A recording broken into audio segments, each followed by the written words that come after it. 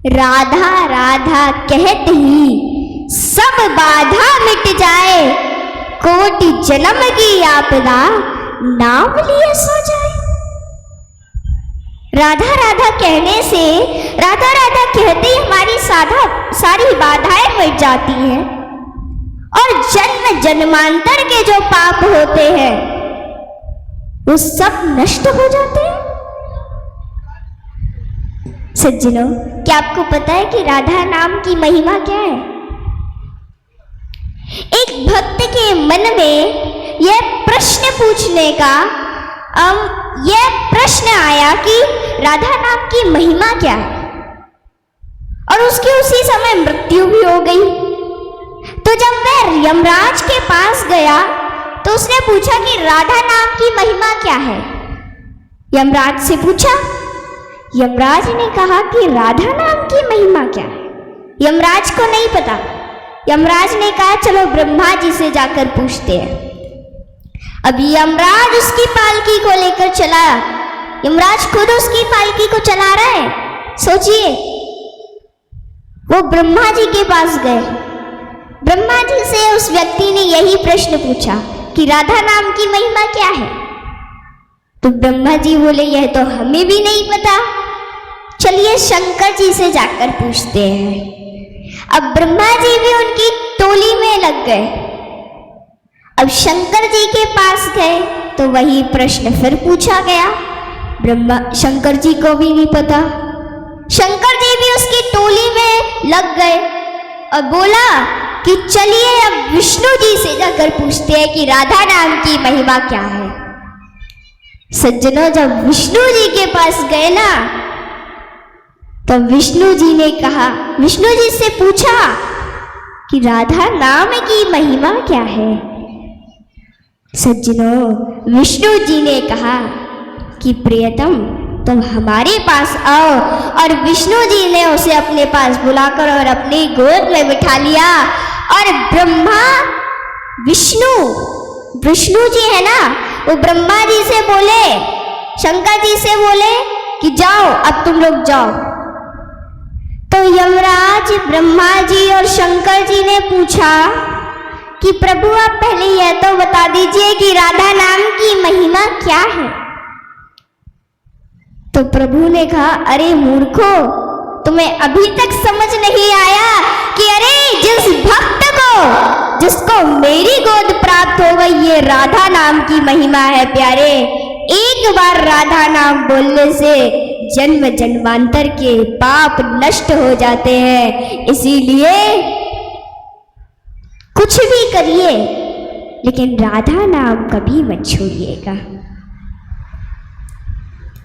एक बार जब ब्रह्मा जी सृष्टि का निर्माण कर रहे थे, तब एक बार उनके पास संत और देवता लोग आए और उन्होंने कहा कि प्रभु आपको पृथ्वी पर भेजने के लिए अन्य और कोई जीव बनाने में इतना समय नहीं लगा जितना आपको स्त्री बनाने में समय लगा है। तो स्त्री बनाने में प्रभु इतना समय क्यों लग रहा है? तो ब्रह्मा जी ने पता क्या कहा? बताओ, इस बात को ध्यान से सुनना। ब्रह्मा जी ने कहा कि अन्य कोई जीव इसलिए इतना समय नहीं लगा उसे बनाने में क्योंकि वो सबके दुख को नहीं सह सकता है, लेकिन स्त्री को बनाने में इतना समय इसलिए लग रहा है कि वो सबके दुख को सह सकती है और खुद भूखी रहकर अपने परिवार को भूखा नहीं रहने सकती, और वह खुद नहीं सोएगी लेकिन अपने परिवार को जरूर सुलाएगी, अपना कष्ट किसी को नहीं बताएगी, दूसरों को पीड़ा नहीं देगी और दूसरों की पीड़ा का हरण कर लेगी। इसलिए मुझे स्त्री बनाने में इतना समय लगा है। ये ब्रह्मा जी ने कहा देवताओं और संतों से। तो माताओं, यदि आप ब्रह्मा जी की इस बात को सत्य करेंगी नहीं, मतलब मेरे कहने का तात्पर्य है कि अभी की जो माताएं हैं, कुछ माताएं ऐसी हो गई हैं जो चुगलियां बहुत करती हैं। सच बता रही हूं, वो चुगलियां बहुत करती हैं। इसलिए और हाँ, एक कथा याद आई मुझे। एक पंडित जी थे, उनका नाम था अजामिल। अजामिल पंडित जी बहुत सुशील थे, बहुत सुशील ब्राह्मण थे।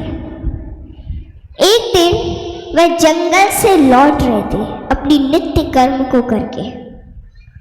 तो अब जब वह जंगल से लौट रहे थे तो हमारे मन में काम प्रवेश करने के दो मार्ग होते हैं, पहला आंख और दूसरा कान। यदि हम आंख से गंदा विचित्र दृश्य देखेंगे तो हमारे मन में काम प्रवेश होगा, और यदि हम कान से गंदा विचित्र संगीत सुनेंगे तो हमारे मन में काम प्रवेश होगा। अब वहां पर अजामिल पंडित जी ने एक वैश्या को किसी पुरुष से संबंध करते हुए देख लिया। तो अब अजामिल पंडित जी के मन में काम प्रवेश हो गया। अजामिल के मन में काम प्रवेश हो गया तो अजामिल उस गणिका के पास गया और उससे जाकर के कहा कि देवी, हमारे घर चलोगी? हमारे घर बहुत सा धन है और गणिका को तो धन ही चाहिए था। गणिका बोली, ठीक है, चलिए। अब गणिका चली। अब जब घर पहुंची तो जैसे ही घर में प्रवेश करने लगी तो जो अजामिल की पत्नी और बेटा थे ना, वो बाहर आए। तो गणिका ने जैसे ही देखा तो अजामिल से पूछा कि ये कौन है? तो वो अजामिल बोला कि यह मेरी पत्नी और यह मेरा बेटा है। गणिका ने कहा कि अगर यदि ये यहाँ रहेंगे तो मैं नहीं रहूंगी, और अगर मैं रहूंगी तो ये यहाँ नहीं रहेंगे। अब चुन लो किसको रखना है। तो अब गणिका के सौंदर्य पर मोहित होकर अजामिल ने अपनी परम सुशील पत्नी का त्याग कर दिया। अजामिल में गुण तो थे। अब सुबह स्नान करके और जैसे ही पूजा करने के लिए बैठा, भक्ति करने के लिए बैठा, तो तुरंत वहां पे गणिका आ गई और डांट कर बोली कि ये क्या भजन करने बैठ गए हो? ये पूजा पाठ करने से धन वन नहीं आता, जाओ जाकर धन कमा कर लाओ। अब परम सुशील ब्राह्मण चोरी करने लगा। चोरी करते करते डाका डालने लगा। अब डाकू अजामिल के नाम से जाना जाने लगा। उसके माथे पर काली पट्टी और हाथ में नंगी तलवार रहती थी, और जब भी घर से बाहर रह जाता था ना, तो लोग अपने घरों के दरवाजे बंद कर लेते थे, दुकानें बंद कर देते थे। इतना डर था लोगों के मन में। और अजामिल के नगर में यदि कोई बच्चा रात में रोता तो माँ कहती कि बेटा शांत हो जा, वरना डाकू अजामिल आ जाएगा। बहुत डर था लोगों के मन में। एक दिन अयोध्या से कुछ संत श्री धाम वृंदावन की ओर आ रहे थे, और संतों की मंडली भजन कीर्तन करते हुए आ रही थी। पहले तो संत पैदल ही चलते थे, अब उसमें एक अध्यक्ष जी और बाकी सब शिष्य थे। पहले संत पैदल चलते थे तो बहुत समय लगता था कहीं जाने में, लेकिन अब तो बड़े बड़े संत कार से चलते हैं। अब वे कुल 25 संत थे मंडली में। भजन करते हुए जा रहे थे। सीताराम सीताराम सीताराम कहिए, जाहि वेदी राखे राम ताहि वेदी रहिए। सीताराम सीताराम सीताराम कहिए, जाहि वेदी राखे राम ताहि वेदी रहिए। अब सभी संत जन जब जा रहे थे तो रात्रि का समय हो गया। अजामिल के नगर में आए। वहां पर किसी व्यक्ति से पूछा कि भैया यहाँ पे कोई किसी भक्त के घर में विश्राम मिलेगा? तो उस व्यक्ति ने संतों का मजाक बनाया और बोले कि बड़े संत बने फिरते हो, ऐसे भक्त के घर भेजेंगे ये जीवन भर याद रखोगे। उसने डाकू अजामिल का घर बता दिया। संत तो सरल हृदय के होते हैं। वे डाकू अजामिल के घर पहुंच गए। उस समय अजामिल घर पर नहीं था, उस समय उसकी पत्नी घर पे थी। द्वार पे गए, जाकर के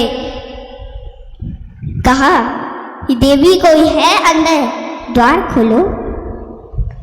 अब द्वार खोला तो देखा गणिका ने कि संत आए हैं। गणिका ने प्रणाम किया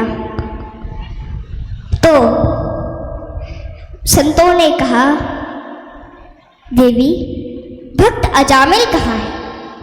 अजामिल से जाकर के कहो कि संत आए हैं और रात्रि में यहीं सत्संग होगा, भंडारा होगा, राम जी का भजन होगा, कीर्तन होगा। तो गणिका के नेत्रों में आंसू आ गए और गणिका बोली कि क्षमा करे महाराज, मेरे पति कोई भक्त नहीं है, वो तो चोर डाकू लुटेरे। महाराज, बचपन में मेरी माँ कहा करती थी कि बेटा संतों से कभी झूठ मत कहना।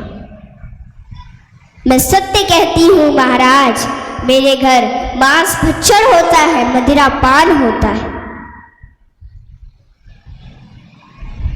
तो जल्दी बेटा, आज मैं अपनी वाणी को यहीं पे विराम देती हूँ। कल आगे की चर्चा होगी। जय जय श्री राम। हमारी अंश का बिटिया के द्वारा बड़ी ही सुंदर बात, बड़े ही थोड़े शब्दों में हम लोगों ने श्रवण की। निश्चित रूप से हम सभी इस बिटिया के मांगलिक अभ्युदय की कामना करते हैं। सज्जनों, जीवन का कल्याण करने के लिए शास्त्रों में 4 बातें बताई हैं: नाम, रूप, लीला और धाम। आप नाम से यदि जुड़ गए तो आपका कल्याण हो जाएगा। हम यदि भगवान की लीला से जुड़ गए तो हमारा उद्धार हो जाएगा।